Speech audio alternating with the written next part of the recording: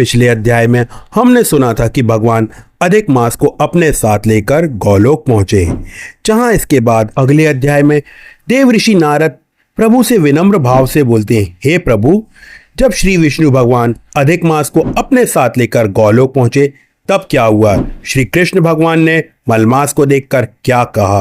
कृपया करके यह दिव्य कथा विस्तार से सुनाइए। तब श्री नारायण भगवान मुस्कुराए और बोले, हे नारद, अब मैं तुम्हें वह अद्भुत और करुणा से भरी कथा सुनाता हूँ जिसे सुनकर मनुष्य के सारे पाप नष्ट हो जाते हैं और हृदय में भक्ति का प्रकाश फैल जाता है। जब श्री विष्णु भगवान दुखी और तिरस्कृत मलमास को अपने साथ लेकर गोलोक धाम की ओर चले तब मार्ग में दिव्य प्रकाश फैलने लगा। जैसे जैसे वे गोलोक के समीप पहुंचे वैसे वैसे वातावरण अलौकिक होता गया।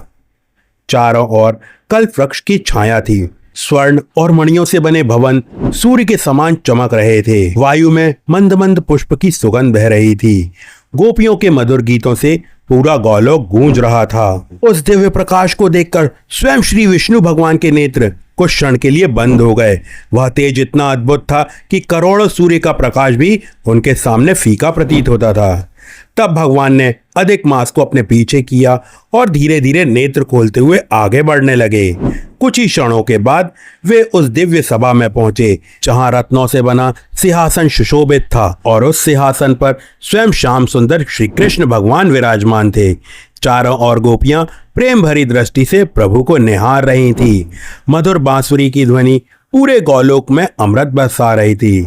श्री विष्णु भगवान और अधिक मास ने दूर से ही अपने हाथ जोड़कर श्री कृष्ण भगवान को प्रणाम किया। फिर श्री विष्णु भगवान कांपते हुए मलमास को कृष्ण भगवान के चरणों में ले गए। मलमास की आंखों से अश्रु की धारा बह रही थी। उनका शरीर अपमान और दुख से कांप रहा था।